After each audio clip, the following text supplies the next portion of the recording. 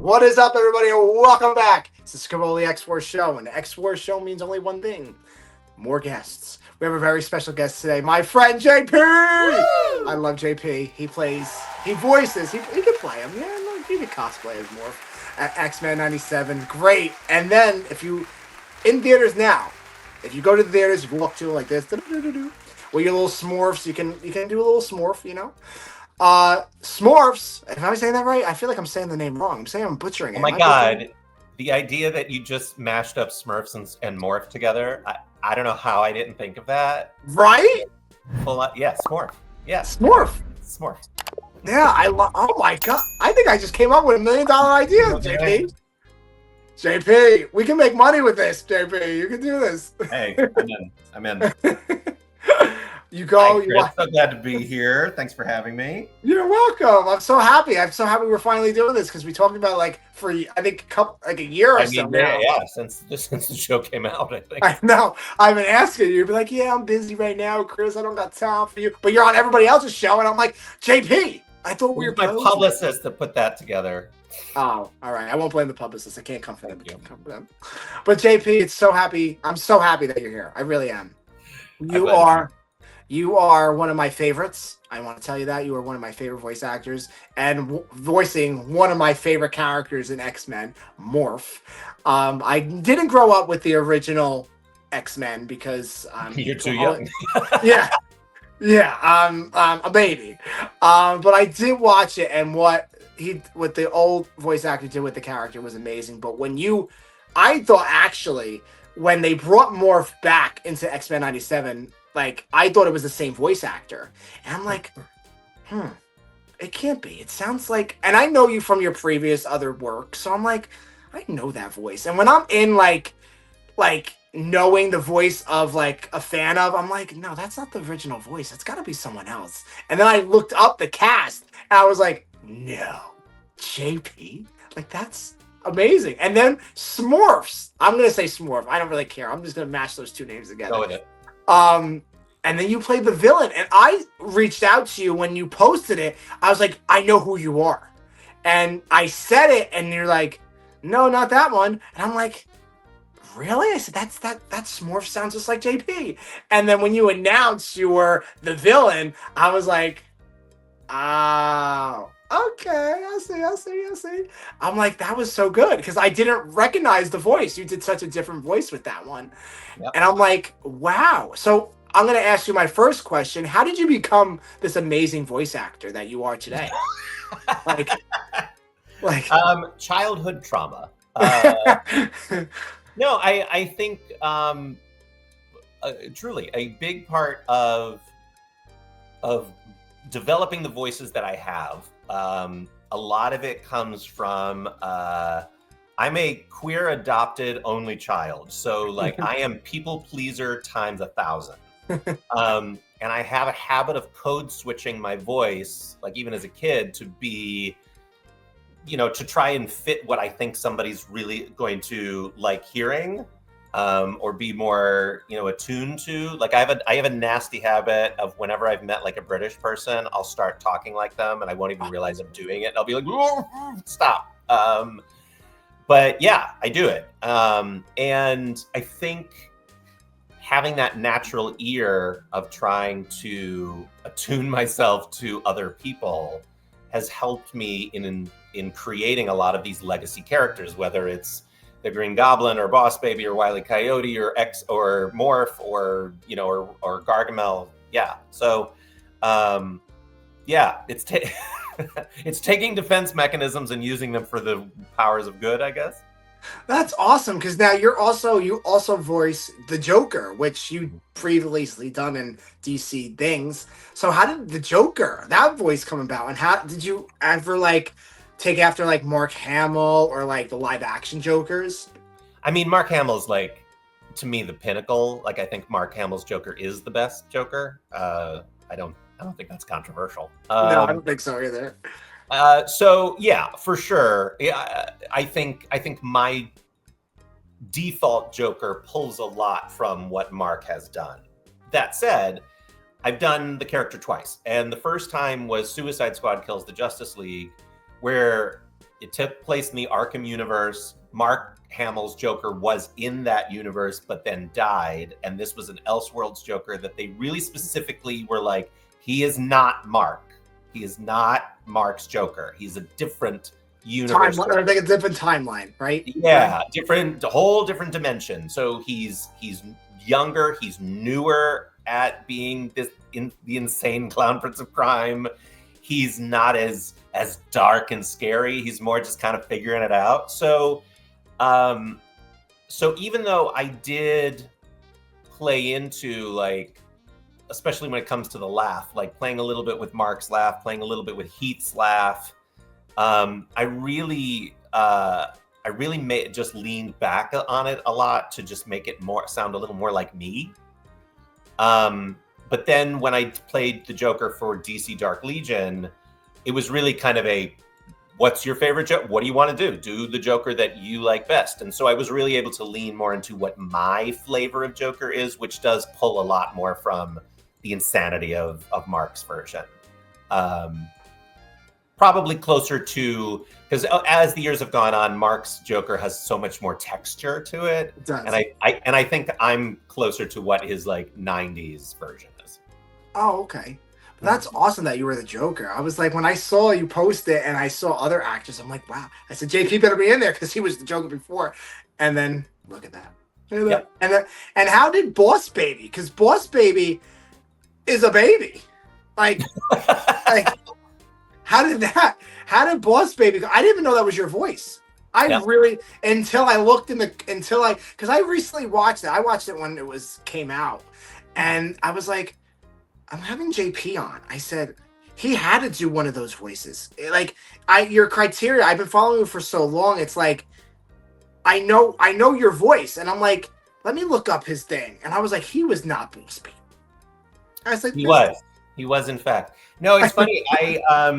So I auditioned for the show before the movie came out,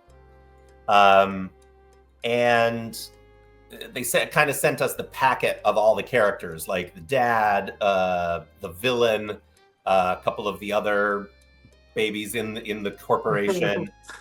And I read on a bunch of them, and the one that I thought I was absolutely going to get was the villain. His name was Boots the Calico, and he was just like this cat lover, and he was so evil. And I was like, oh, I'm booking that, easy.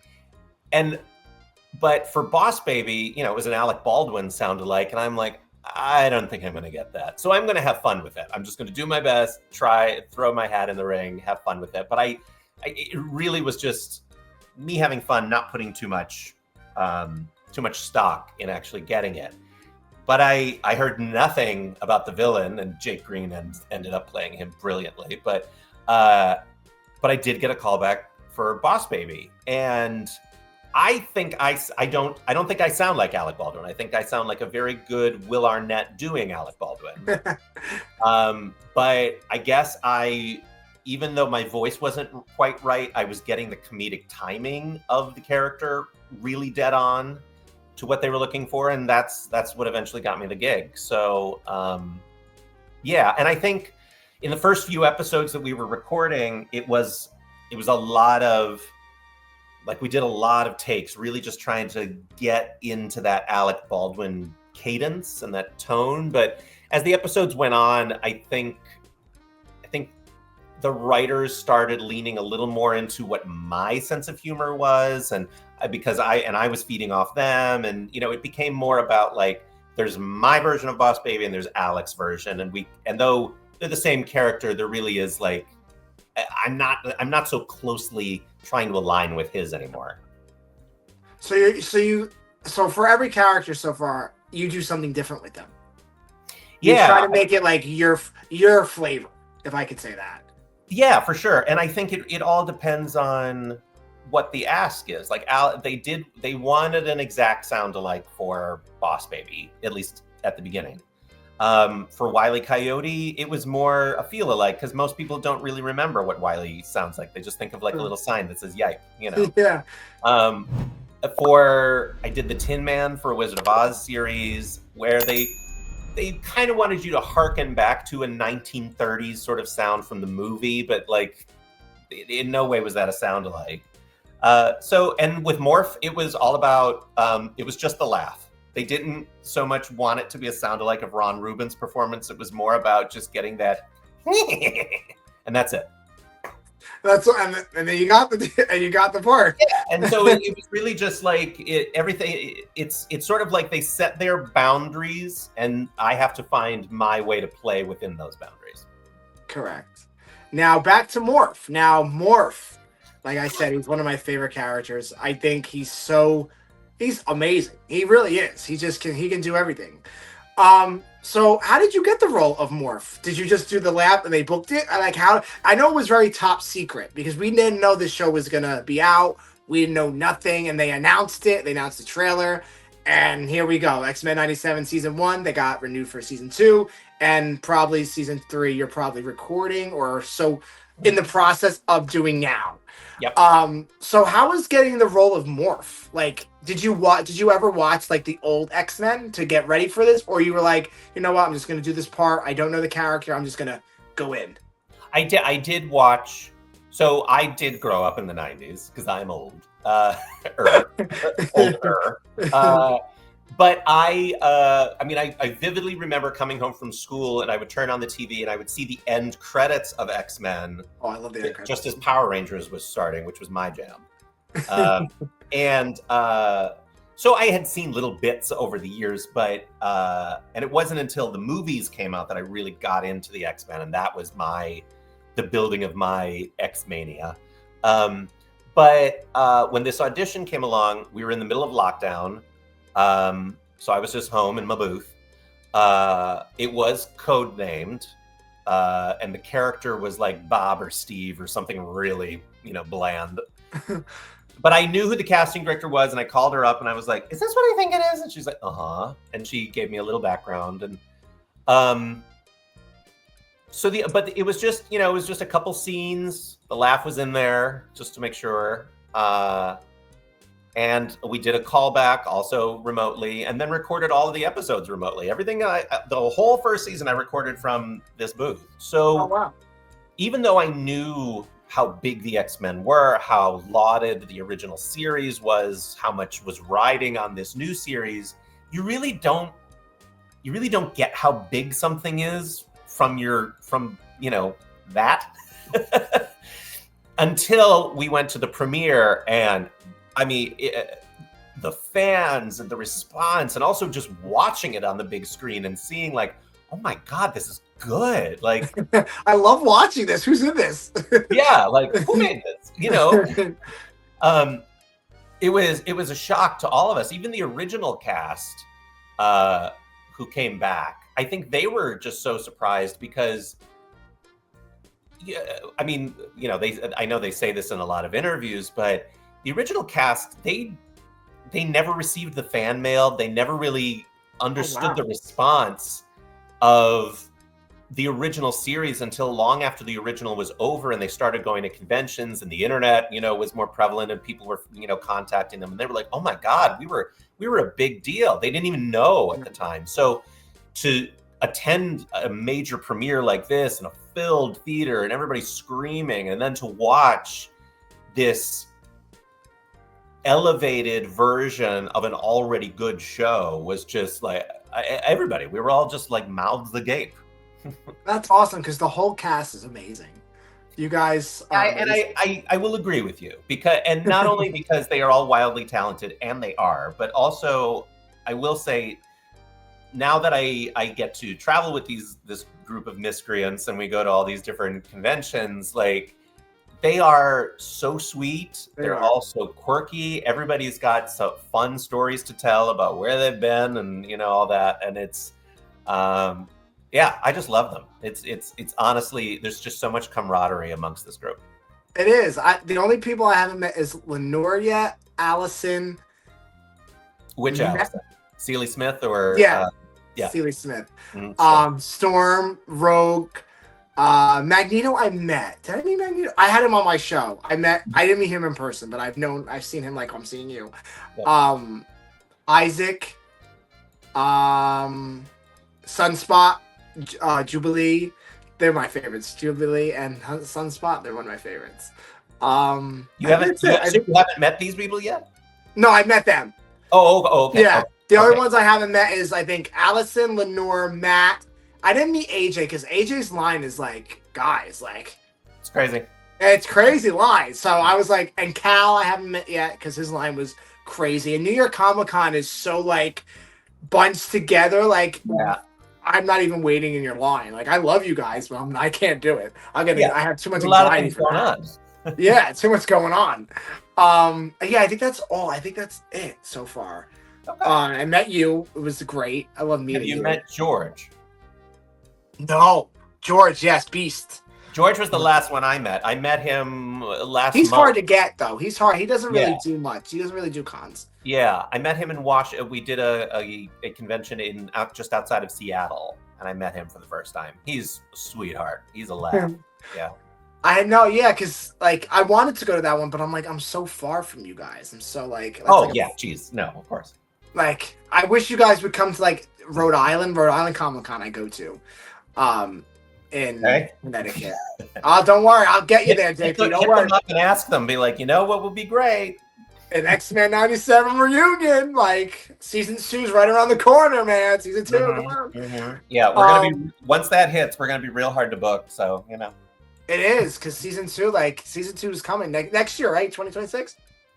I think. yes. I mean, 2026. when? No idea, but No. soon. So now I know you can't talk about season 2. I know you can't, so I'm not even gonna ask you that. But I will ask you this: how badass is season 2 in one word? That's all I'm going to ask you because I know if I ask you more, you're not going to answer it. So I know that. I will say, unbelievably, is the answer.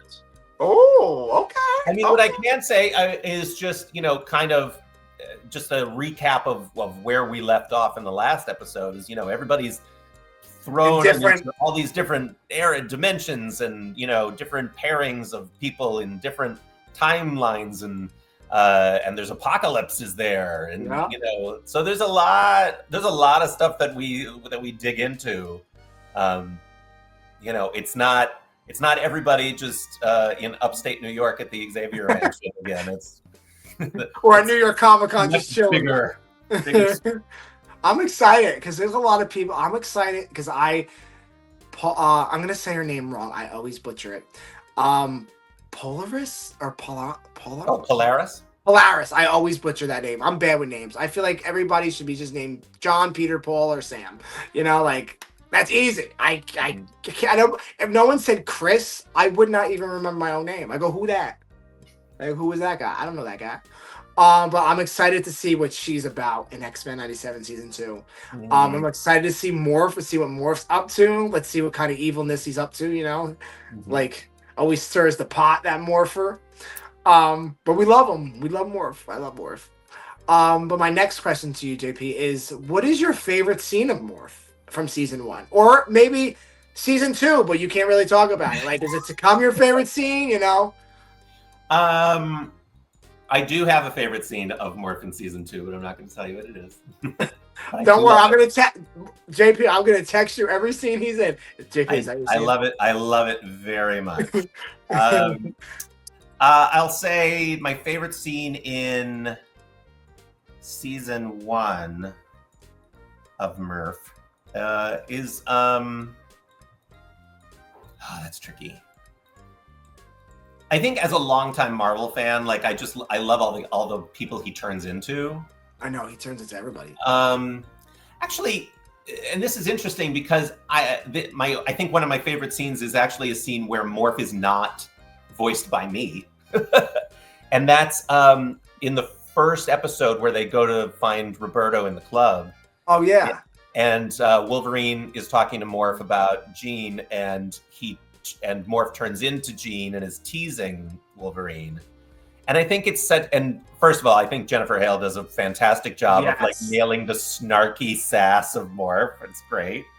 But also, I think it's such a great indication of their friendship. Of it's more like on one hand, it sounds like, wow, that's really insensitive, buddy, to just be like, teasing your friend that way. But it's more than teasing. It's really looking out for him. It's being like, buddy, she's married. It's never going to happen. I need you to move on. I need you to like take care of yourself, take care of your heart and step away from this because this is damaged city. Like, Yeah, Wolverine's a tricky character because even in Deadpool and Wolverine, he's still thinking about Jean and stuff like that. Oh, all the time. Yeah. His number one obsession. And it's, and then the funny thing is like, Wolverine always wants what he can't have.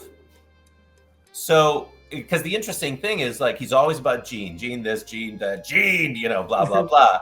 But then in the original series, when Morph dies, then it's all about Morph. I love Morph. Where's Morph? Oh, sad about Morph. But then Morph's back, and it's like, oh, you're here. Fine. I think Wolverine just can't. He needs. I think he cares for people, but I feel like when he loses people, it's more hard on him because he's like a person where, oh, I see you every day. Like, okay, you're nothing new. But if you're gone, like, I think I'm gonna start missing you. He has a hard time expressing how he feels to somebody's face, but yeah, that's Wolverine in a nutshell. That's Wolverine. Yep. And now, JP, so you went to San Diego Comic-Con. How was that? It was good. I had a fun time this year. Yeah. I wish I could go. Is it big? Is it like how is the convention? Is it really big? It's bigger than New York. It is, but it isn't. Like, because the Javits Center is so freaking huge, and so is San Diego. I think what makes it different is that, like, well, two things. One, there's the culture of Comic-Con in San Diego, in and around the convention center, like, because it's right in that gas lamp district where there's all these restaurants and hotels and nightclubs and everything. There's so many things going on. Like, there's so many people that go down to Comic-Con. They don't even get a badge to go to the convention. They just hang out at all the parties and the stuff and see all, it's all around. While in New York, everybody's jammed into the Javits Center. And then when they leave, they kind of just go out into the whole city, to wherever they're going. So, it's not as, it's more of a village in San Diego. Also, I think San Diego, because of its proximity to LA, it's a lot more of an industry con. Oh, okay. There's a lot of, there's red carpets and movers and shakers and business meetings and like, all sorts of stuff like that happening. I feel like New York is more of like a fan event. Yeah, but New York's so crowded. I can't go. I get like claustrophobic, anxiety. I'll be like, no, I can't. Stop bumping into me. Stop touching me. I don't like you. Why are you here? I'll be like that. I know it is a lot. And then when they have you guys at that time, it's so small. It's like a small area. So it's like you don't even know where the line is because I know AJ's line was out the line and Cal's line was out the line, and I was like, guys, like, where are we going here? Like, I can't. Then I went to you guys because you guys had shorter lines. I went to you, Adrian, you, Holly. I was like, let me go to you guys because I'll be waiting all day for AJ and Cal. Call. How do you say his name? Cal? Am I saying that right? Cal. Okay, I'm saying that right. I don't know. I'm brainless. It's too late for me, JP. I'm in my nightgown right now and stuff like that. I can't do this. All good. Now, my next question. So we were talking about before the show. You finally have Morph merchandise out. Like I have him on my shirt, which this is fake. This is fake advertising, Funko. You should be ashamed of yourselves because this is not out, and that's a shame to the Universal Funkos. It's rude. I have this shelf of memorabilia down here. This is for every legacy character that I've played that has a Funko. I own the Funko, except Morph. Because it doesn't exist. I've even got frickin' Billy Kaplan, the Wiccan, from when I did it like in Lego Marvel. I've got that character. But anyway. Wow! I really can't believe they have not came out with a Morph. I'm really upset about that. I have my fingers crossed. I keep hoping it's coming, but I do have.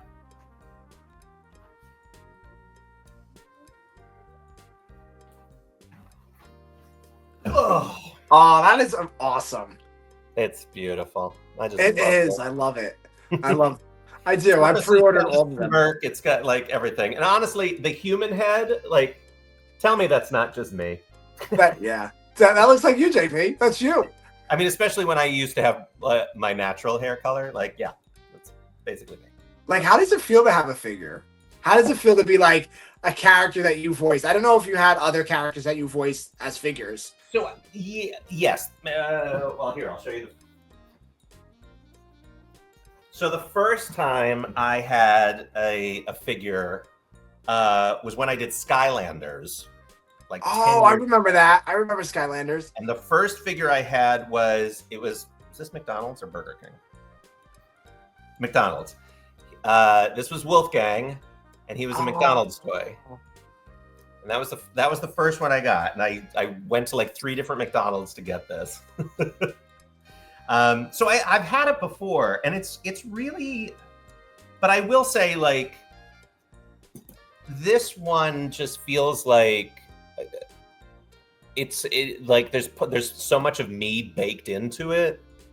Like I feel like Amelia Vidal, who did the character art for so many of the X-Men '97 versions of these characters, like she's the one that drew that particular image. Wow.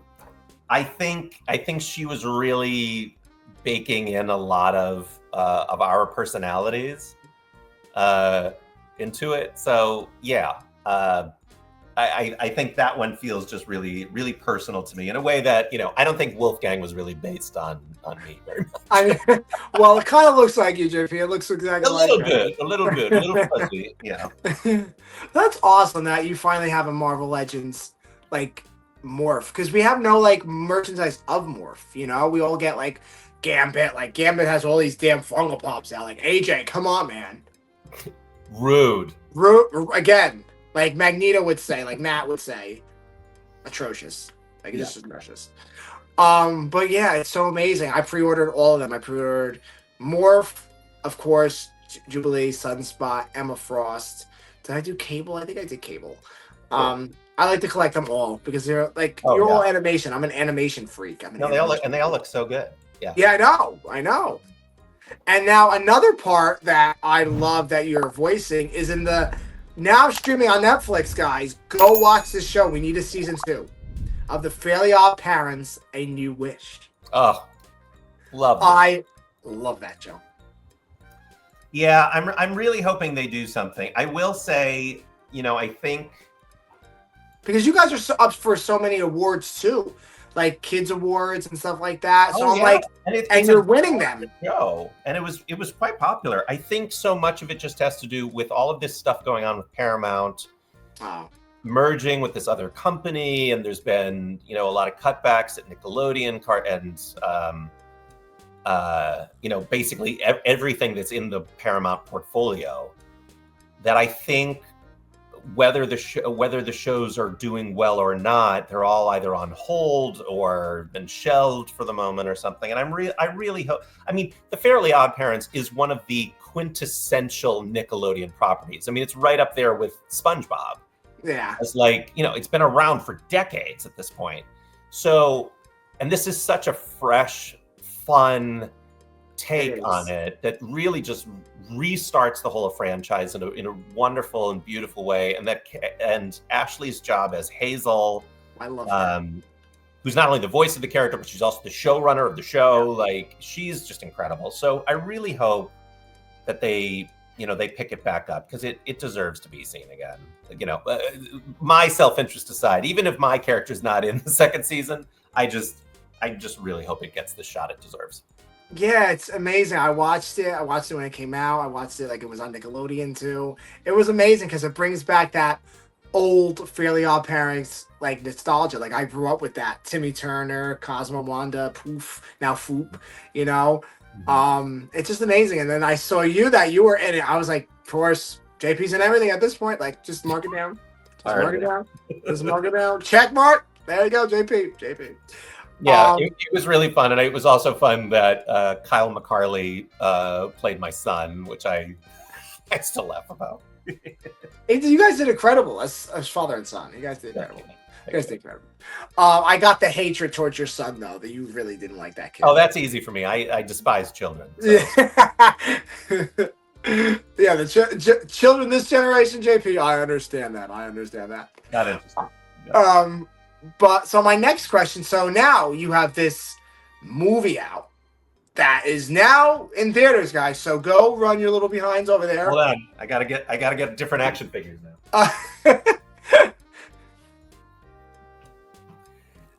These are my Burger King toys. Oh, that is awesome. That is awesome. They don't really do anything, but they just stand there. How long were those toys out for? Those been out for like years. So here's the weird thing. So Smurfs was originally supposed to come out in February of this year. Oh. And then they pushed it. So, and I feel like these toy contracts, they're made years in advance and they couldn't move it. So these still came out in February, even though at that point, nobody knew who this was. So, yeah. But yeah, they weren't out for very long. So I had to get these off eBay. Oh, okay. Those are so cool. And they don't do anything. They're just like little statues. You can yeah, and I just find it's so funny. Like Gargamel just sits there on his little stool, just like just there. I don't know. Just there. But how does that feel to be in? I don't know if you did movies like the movie, like voicing and movie characters, but how does that feel to have your character like the main villain in the Smurfs movie? Like, how is that? I mean, Chris, it's like the most surreal thing ever, and you've talked to enough voice actors that we don't get these opportunities that often. Like, it's usually there's the celebrities, and then we might get a bit part somewhere in the film, or come in as an already established legacy character, like the SpongeBob's or the Looney Tunes, where like somebody's that has already played them and is now being carried over into a film. The idea of being able to play a character for the first time in a feature like this opposite some huge stars is just, it's not something that we ordinarily get. And so there were so many pinch me moments of this whole experience. It was incredible. I've seen the movie 4 times. And then your supporting cast, X-Men 97, came out to support you too. Yes, the sweetest thing. So I had already seen it at the premiere, but then opening weekend, all of us were together at Connecticon in Hartford. And I was like, do you guys want to maybe go see the Smurfs movie with me? And they were like, yes! And so we all got together and all went out for dinner and went to see it. And they were just the sweetest. I mean, honestly, like there is no support like a voiceover cast, and ours especially. I mean, the X cast, they're just the coolest.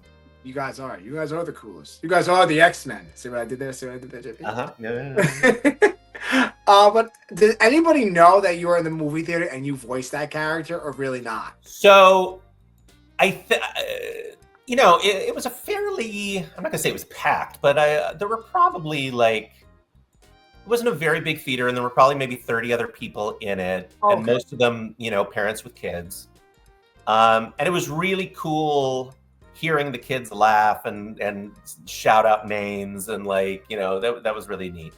I don't think anybody really knew what was happening until the credits rolled, and they have a title card with my name on it, and all the X-cast just start screaming and cheering and everything like that. And so I think the parents were like, wait a second. And so they came up to me afterwards and asked, would you sign a poster? Everybody that walked in opening weekend got a poster. So they asked if I would sign the poster. And I wanted a poster. It was very sweet. Now I gotta get my hands on one of those posters. Oh, hey, there's lots of Smurfs merch. As you can see, I have so much crap as there is, but there is an amazing popcorn bucket that's like a Smurf Village house. I don't have room, but these were enough. Those were enough. I don't need a whole Smurfs house. I don't need a Smurfs house. No. Because I know if I start, I almost started. Was it with? Oh yeah, it was with Dune. Do you remember the Dune popcorn bucket? Like it was a sandworm? Yeah. I almost was like, oh, I need that, and then I would have needed the Deadpool Wolverine one, and then I would and then it would have just gone. Oh, it just kept going.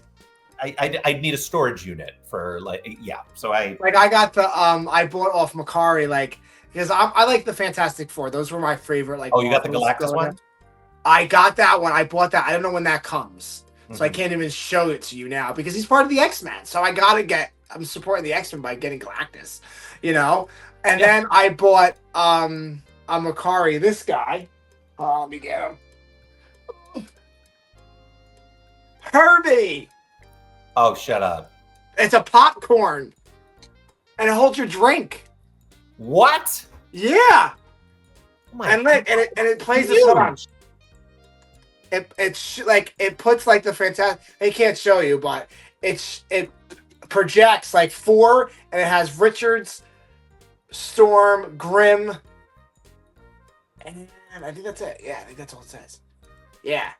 Yeah. And 4. Sue and Johnny are siblings, so. Oh, okay. So yeah, it says Sue 2 times. So yeah, because I'm like, why does it say 2 times? I'm like, yeah, Johnny. Then.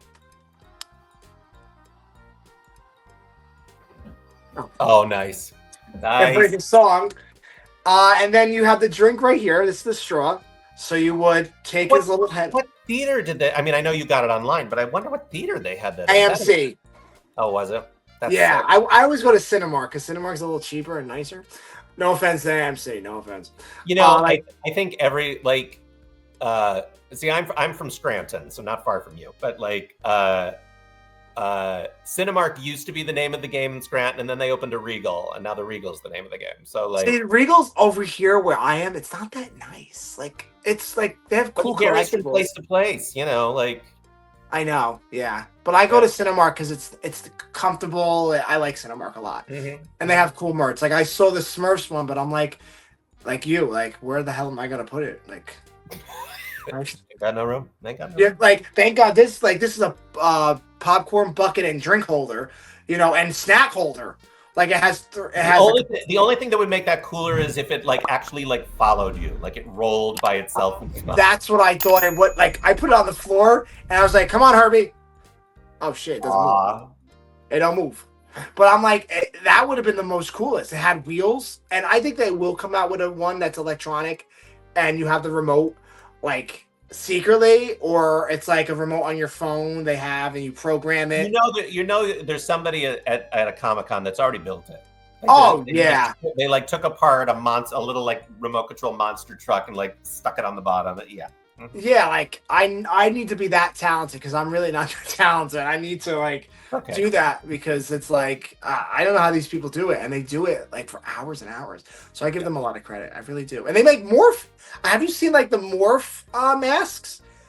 Custom masks. There's this great cosplayer. Oh God, I never remember his name. I feel terrible about it. He's really talented, and he built this awesome morph costume where it's kind of like a modification on a Deadpool mask. So it's like hard plastic. It's not like face paint and a bald cap. And he looks great. But I will say he came to visit my table. This probably was in Chicago, and he took the mask off, and it like was pressing against his forehead and left like a cheese grater imprint on his head. And I was like. And everybody had been like, you need to get one of those so you could. I'm like, no. And that's why I need to be comfortable at all times. And that, nope. No. But he looks fantastic at it. Like, it's. Oh, wow. I gotta find all the cosplay I've seen him do. I mean, there's so many people that we've seen at all these different cons multiple times. And they're all just so good. You know, great, amazing, like Nightcrawlers and Emma Frost and Rogues and Gambits. And it's awesome. They are. It's amazing. It's amazing what people can do. And I'm like, I can't do that because that takes a lot of time, and I don't got no time. I got no time. So JP, my last question to you, because I know we have to wrap it up. I would talk to you for hours and hours, but I don't think you would talk to me for hours and hours. So anybody listening out there, because me, I want to be a voice actor one day. I think I'm pretty funny. You know, I think I got some talent going on here. You have a great voice, but then again, I also have a love for a New Jersey accent. So I do. When people say, "Are you from Jersey?" I go, "Yeah, I am." Why? Because you just like sound like it when you talk about like I say "bull." Like Well, say yeah. boss. I mean, you can instantly pick up on it when you said "boss baby." Yeah, boss baby. Like I don't say boss baby because that makes no sense. Right. Like that makes no sense to me. I say boss baby. I mean, like Chris, it's boss baby. I go, no, it's boss baby. Yeah. And we just keep going back and forth. But that one piece of advice that you would give that upcoming voice actor, what piece of advice would you give them in the coming up in this industry? I've got I'll give you a few. One, voice acting is acting. You need acting training, scene study, improv. I mean, most of my ability comes from improv. Also, having an understanding of what your voice can and can't do, and the can't is just as important. Like knowing what your pitch range is, knowing what type of texture or whatever you can add to your voice without blowing it out. Because whatever voice you come up with, a lot of people will do a voice on a little TikTok or something like that and be like, look at me, I can do Yoda. Can you do Yoda for 4 hours? Because sessions can go for 4 hours, and being able to get into your character that it's more than just catchphrases, that you could be Bugs Bunny, but Bugs Bunny, reading a pamphlet, it can't just be "What's up, Doc?" So yeah, acting is number one. You need to study acting for sure. I'd also say develop your community. Even though we record in like all by ourselves in our little padded rooms, very few voice actors are able to get anywhere without having some kind of community, whether it's in person or online, meeting other people, being like, hey, what mic do you use? What kind of installation do you use for your booth? Where are you finding auditions? Hey, this Twitter account or whatever is posting auditions. Are they legit? I just took class from this person. Have you? What do you think? Sharing that information with each other is how you get to know how this business works. So I tell everybody, and also helps you in the moments where it feels like, God, I'm not getting anywhere. I feel like I'm just banging my head against the wall. Is this really working out? I think having that community helps. And then finally, recognizing that in voiceover, you are a colleague with everybody else in the room, whether you're auditioning or you're doing the gig. It's the casting director, the engineer, the sound engineer.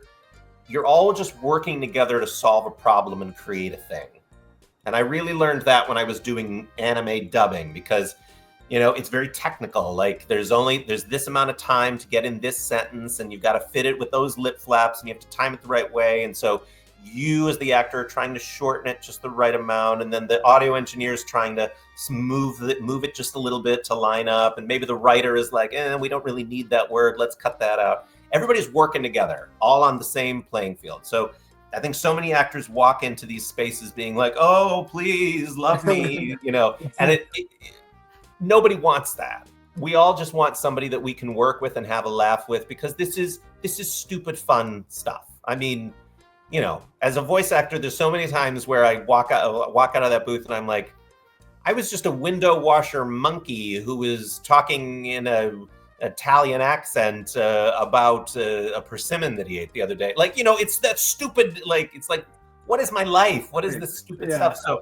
have fun with it, enjoy it, and enjoy the company of the people you meet, as opposed to feeling like you need to impress them or worship them or something like that. And on the flip side, don't be a jerk. They're also not beneath you. It's all about working together and being all on the same playing field. So that's my advice in a nutshell. Ladies and gentlemen, JP. JP, thank you so much. You're very welcome, Chris. This was a lot of fun. Thanks for having me. Oh, I love you, JP. I do. I love Morph. I love you. But before we go, where can everybody find you on the social meteors? You could find me at JP Karliak on Instagram or at jpkarliak.com, which is my website. And then, any conventions coming up that you know of? Yes. So I also run a nonprofit organization called QueerVox. It's the nonprofit academy and community for LGBTQIA+ voice actors. And we will be at FlameCon, which is in New York, in Times Square. It's at the Sheraton Times Square, not this week. Well, hold on. I don't know when you're putting this out. So it is August 15th through the 16th through and 17th at the Sheraton Times Square. And it's an awesome little LGBT con, and I'm going to be there. My board members, Maren Miller and Anjali Kunapaneni, as well as Erica Luttrell, we're all going to be there tabling and signing autographs and also teaching some classes. And it's a really, really cool con. So yeah. Oh, that's awesome. That's awesome. But thank you guys. I'm gonna put all JP's links in the links down below and this episode. JP, you are amazing. You're so talented. I love everything about you. I will keep supporting you. Don't worry. I keep posting on my story about you. Don't worry, JP. Don't worry. Thank you. I was concerned. I was very I would be too. I would have a heart attack. But I need you to do me a favor before we end the show, JP. If you could, can you do your Morph voice for me to end the show? Anything you want. You don't have to say anything about me. I hate to disappoint you, but if you haven't noticed, this is Morph's voice. It is. I really don't do anything, but you know, let's see. What shall I do? How about, hey everybody, this is your favorite mutant Morph. That's right, your favorite mutant, not Gambit. It's absolutely not Gambit. It's Morph. Isn't it Morph? It's totally Morph. Nor is it Magneto or Wolverine or any of the other ones. It's me. It's Morph. I love you, JP. Be kind to one another, guys. And see you later on the X-Wars show, guys. Bye.